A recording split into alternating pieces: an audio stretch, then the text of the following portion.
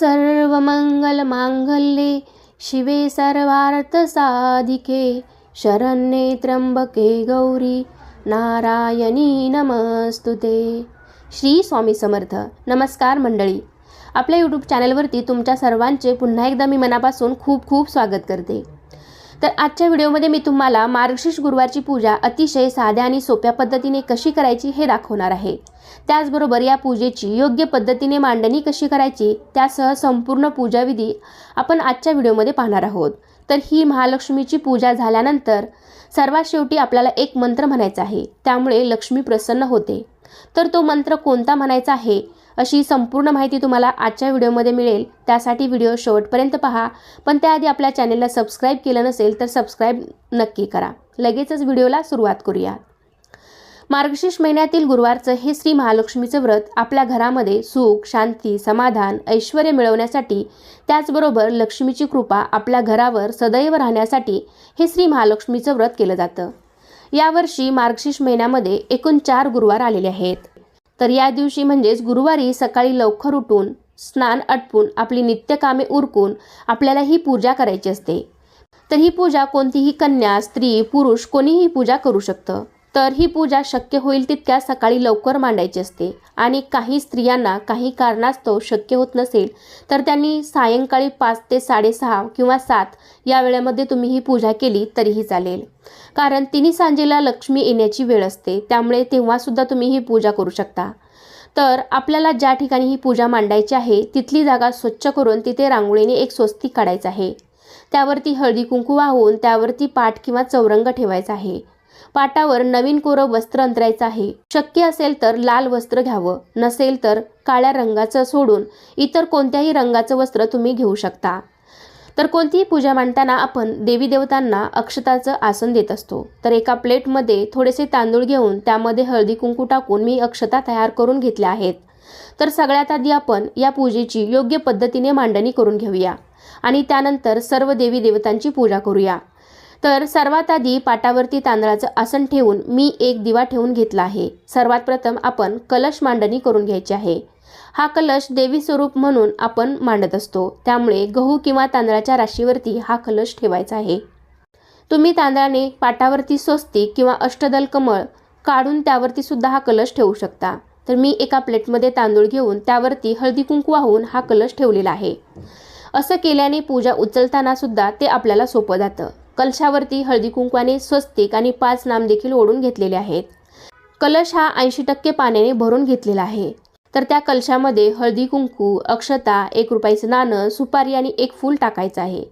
तर पाटावरती एका बाजूला मी अशी कलशाची स्थापना करून घेतलेली आहे। त्याचबरोबर एका नारळाला मी असा देवीचा मुखवटा बांधून घेतलेला आहे। तुमच्याकडे मुखवटा असेल तर मुखवटा बांधून घ्या, नसेल तर जसा मी असा साधा नारळ ठेवलेला आहे त्यालाच तुम्ही नागडोळे लावू शकता किंवा सरळ हळदी कुंकू लावून तुम्ही हा नारळ ठेवला तरीही चालेल। तर हा मुखवटा तुम्हाला बाजारामध्ये सहज मिळेल। तुमच्याकडे नसेल तर तुम्ही नाही लावला तरी सुद्धा चालेल। आता हल्ली अशा प्रकारचं वस्त्र म्हणजे देवीला किंवा कलशाला लावायचं जे वस्त्र मुखवटे आहेत तर ते बाजारामध्ये तुम्हाला सहज मिळून जातील। तर हा फक्त सजावटीचा भाग आहे। तुमच्याकडे असेल तर तुम्ही लावा, नसेल तर तुम्ही लावलं नाही तरीही चालेल, कारण हे लावायलाच पाहिजे असं काही नाही। असं सजवल्याने फक्त पूजेची सुंदरता वाढते आणि आपल्याला सुद्धा खूप छान आणि प्रसन्न वाटतं। आपली एक हौस असते, त्यामुळे आपण हे सर्व करत असतो। किंवा तुम्ही फक्त साधा जरी कलश मांडला आणि नारळाला तुम्ही हळदी कुंकू लावलं किंवा जे नागडोळे मिळतात ते जरी लावले तरी ते पुरेसं आहे। त्यानंतर कलशामध्ये मी 5 प्रकारच्या झाडांच्या पानांच्या डहाळ्या लावल्या आहेत। तुमच्याकडे 5 प्रकारच्या झाडाची पाने असतील तर ती अवश्य लावा, नसतील तर मग फक्त आंब्याच्या किंवा विड्याच्या पानांची पाने लावली किंवा डहाळी लावली तरी सुद्धा चालेल। त्याचबरोबर देवीला मी असं छान वस्त्र घालून घेतलेलं आहे। देवीचा मुखवटा मी नारळाला बांधलेला आहे। देवीला छान असे दागिने घातलेले आहेत। अशा प्रकारे कलशाला सजवण्यासाठी तुमच्याकडे जे काही साहित्य असेल तर तुम्ही तो कलश सजवू शकता। त्यानंतर मुखवट्यावरती मी असा हार सुद्धा ठेवून घेतलेला आहे। तुम्ही गजरे किंवा फुलांची वेणी मिळते ती सुद्धा ठेवू शकता। अशा प्रकारे आपली कलश मांडणी झालेली आहे। तर मी ते साधा सोपा असा कलश मांडलेला आहे। तर तुम्ही तुमच्या प्रकारे कलशाला सजवू शकता। कलशाच्याच बाजूला आपल्याला श्री लक्ष्मीची स्थापना करायची आहे। तर बाजूला थोड्या अक्षता ठेवून मी श्री महालक्ष्मीचा फोटो त्यावरती ठेवलेला आहे। तुमच्याकडे फोटो असेल तर तो ठेवा किंवा मूर्ती असेल तर ती सुद्धा ठेवली तरीही चालेल। लक्ष्मीचा फोटो किंवा मूर्तीसमोर आपल्याला जोड पानाचा विडा ठेवायचा आहे। त्यावरती खारी, खोबरं, हळकुंड, बदाम, सुपारी असं 5 साहित्य ठेवायचं आहे। त्याच्याच बाजूला 2 अशी मी आसन ठेवून घेतले आहेत किंवा तुम्ही 2 विड्याची जोड पानंही ठेवू शकता। त्यावरती अक्षता ठेवून घ्यायच्या आहेत। त्यातील एका आसनावरती आपण गणपती बाप्पांची स्थापना करणार आहोत। पण स्थापना करण्यापूर्वी आपण गणपती बाप्पाला अभिषेक करायचा आहे। या दिवशी आपण रोजच्या देवपूजेमध्ये सकाळी जर गणपती बाप्पांना स्नान घातलेलं असेल तर मग आता अभिषेक नाही घातला तरी सुद्धा चालेल, फक्त मांडून त्याची पूजा करावी। तर इथे मी स्वच्छ पाण्याने आणि दुधाने अभिषेक घातलेला आहे। वक्रतुंड महाकाय सूर्यकोटी समप्रभ निर्विघ्नं कुरु मे देव सर्व कार्येषु सर्वदा। अभिषेक घातल्यानंतर मूर्ती स्वच्छ एका कोरड्या कपड्याने पुसून घ्यायची आहे आणि त्यानंतर विड्याच्या शेजारच्या आसनावरती आपल्याला गणपती बाप्पांची स्थापना करायची आहे। जर तुमच्याकडे गणपतीची मूर्ती नसेल तर गणपतीचे प्रतीक म्हणून आपण तिथे सुपारी ठेवायची आहे। त्याचबरोबर माझ्याकडे इथे कवड्या आहेत तर त्या सुद्धा मी इथे पूजेमध्ये ठेवणार आहे। तुमच्याकडे सुद्धा ज्या काही लक्ष्मीकारक वस्तू असतील तर त्या सुद्धा तुम्ही पूजेमध्ये ठेवू शकता। जसं की श्रीयंत्र असेल किंवा कमळगट्ट्याची माळ असेल, कवड्या असतील किंवा गजलक्ष्मी असेल तर त्या वस्तू सुद्धा तुम्ही या पूजेमध्ये ठेवू शकता।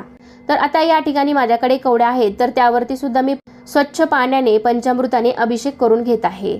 यावेळी तुम्ही लक्ष्मी मातेचा एखादा मंत्र म्हणू शकता। ओम श्री लक्ष्मी देवे नमः, ओम श्री लक्ष्मी देवे नमः। तर गणपतीच्या बाजूला आपण जे आसन ठेवलेलं आहे त्यावरती मी इथे कवड्या स्थापन केल्या आहेत। त्याचबरोबर पूजेमध्ये लावण्यासाठी आपण समई घेतल्या असतील तेलवाती घालून तर त्या सुद्धा दोन्ही बाजूला 2 ठेवून घ्यायच्या आहेत। त्याचबरोबर ही पूजा करताना आपल्याकडे हे असे पुस्तक श्री महालक्ष्मी व्रतकथा हे पुस्तक असणं गरजेचं आहे। ते सुद्धा आपण या पूजेमध्ये मांडणार आहोत। तर अशा प्रकारे सर्व देवी देवतांची मांडणी तर झालेली आहे। आता आपण सर्वांची पूजा करून घेऊयात। तर आपण गणपतीची पूजा करून घेऊया। गणपतीला हळदी कुंकू, अक्षता, शक्य असेल तर लाल रंगाचं फूल व्हायचं आहे, दुर्वा व्हायच्या आहेत, धूप दीप ओवाळून गणपती बाप्पांना आपण गुळ खोबऱ्याचा नैवेद्य ठेवायचा आहे। तर यावर्षी एकूण 4 गुरुवार आलेले आहेत। तर प्रत्येक गुरुवारी आपल्याला अशीच पूजा मांडणी करायची आहे आणि ही पूजा दुसऱ्या दिवशी म्हणजे शुक्रवारी सकाळी उचलायची असते। माता लक्ष्मीच्या फोटोसमोर आपण जो विडा ठेवला होता तर त्या विड्याची देखील पूजा करून घ्यायची आहे। हळदी कुंकू, अक्षता, फुलं व्हायची आहेत। त्यानंतर देवी स्वरूप आपण जो कलश मांडलेला आहे तर त्या कलशाची देखील हळदी कुंकू, अक्षता, फुलं वाहून पूजा करून घ्यायची, धूप दीप ओवाळायचा आहे। जर ही पूजा करताना आपल्याकडे एखादं साहित्य उपलब्ध नसेल तरी सुद्धा चालेल, कारण शेवटी आपला भाव महत्त्वाचा असतो। फक्त ही पूजा तुम्ही मनोभावे करावी, ती देवीपर्यंत नक्कीच पोहोचते। कलशाची पूजा झाल्यानंतर महालक्ष्मीची सुद्धा पूजा करून घ्यायची। महालक्ष्मीला हळदी कुंकू, अक्षता, फूल व्हायचं, शक्य असेल तर लाल रंगाचं फूल व्हायचं। कमळाचं किंवा लाल रंगाचं फूल महालक्ष्मीला अतिशय प्रिय आहे। त्यानंतर धूप दीप ओवाळायचा आहे। आपण ज्या काही लक्ष्मीकारक वस्तू या पूजेमध्ये ठेवल्या असतील, कवड्या ठेवल्या असतील, श्रीयंत्र ठेवलं असेल, गजलक्ष्मी असेल, कुबेर यंत्र असेल तर त्यांची देखील आपण अशाच पद्धतीने पूजा करून घेणार आहोत। या दिवशी दिवसभर उपवास करायचा आहे आणि संध्याकाळी देवीला नैवेद्य दाखवून मग आपण तो उपवास सोडायचा आहे। देवीला नैवेद्य दाखवल्यानंतर आपण गाईला सुद्धा नैवेद्य दाखवायचा आहे, ज्याला गोग्रास म्हटलं जातं। तर गाईला सुद्धा आपण गास म्हणजे नैवेद्य आपण गाईसाठी सुद्धा काढणार आहोत। सायंकाळी गाईची सुद्धा पूजा करून तिला सुद्धा नैवेद्य द्यायचा असतो। जर तुमच्या जवळपास कुठे गाय असेल तर तिला सुद्धा तुम्ही अवश्य नैवेद्य द्या। नसेल तर तुम्ही गाईच्या नावाचा नैवेद्य साईडला ठेवून तो तुम्ही दुसऱ्या दिवशी पाण्यामध्ये विसर्जित केला तरीही चालेल, असं या पुस्तकामध्ये सांगितलेलं आहे। म्हणजेच गाईला घास द्यावा असं या पुस्तकात सांगितलेलं आहे। आपण पूजेमध्ये जे व्रतकथेचं पुस्तक ठेवलेलं आहे तर त्याची देखील पूजा करून घ्यायची। त्यावरती जो श्री महालक्ष्मीचा फोटो आहे तर त्या फोटोवरती सुद्धा हळदी कुंकू, अक्षता, फूल वाहून ओवाळून घ्यायचं आहे। त्यानंतर पूजेमध्ये घंटा ठेवून त्या घंटेची सुद्धा आपल्याला हळदी कुंकू, अक्षता, फूल वाहून पूजा करायची आहे। ही पूजा करताना आपण अगदी शांत चित्ताने, एकाग्र मनाने ही पूजा करायची आहे। आपल्याकडे असेल त्या साहित्यामध्ये अगदी मनोभावे पूजा केली तर या व्रताचं फळ आपल्याला नक्कीच मिळेल। तर या ठिकाणी आपण सर्व देवी देवतांची पूजा करून घेतलेली आहे। त्यानंतर नैवेद्यासाठी आपण या ठिकाणी 5 वेगवेगळ्या प्रकारची फळं किंवा कोणत्याही एकाच प्रकारची 5 फळं घेतली असतील तर ती ठेवून घ्यायची आहेत। पूजेमध्ये फळं ठेवताना त्याला कायम देठ असावं अशी फळं पूजेमध्ये मांडायची आहेत। अशी फळं पूजेसाठी योग्य मानली जातात। देठासह किंवा पानासह अशी फळं पूजेमध्ये ठेवायची असतात।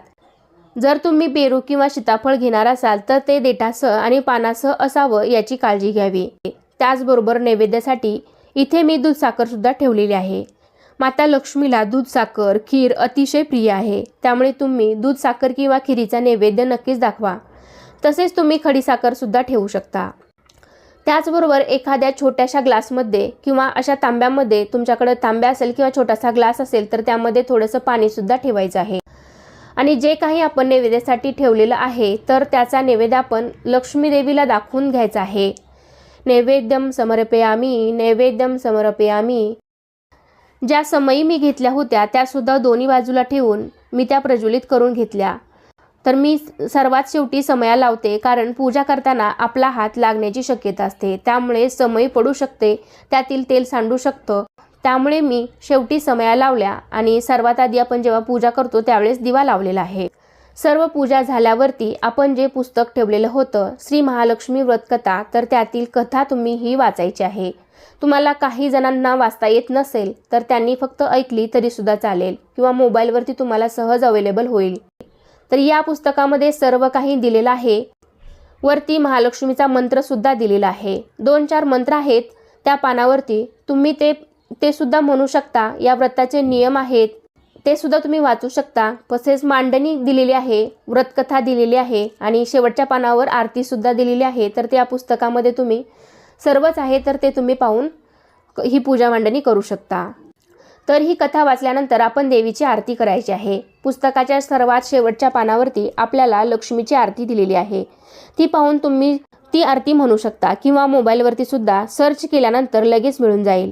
जय देवी जय महालक्ष्मी, वससी व्यापक रूपे तू स्थूल सूक्ष्मी, जय देवी ही आरती आहे तर ती तुम्हाला संपूर्ण म्हणायची आहे।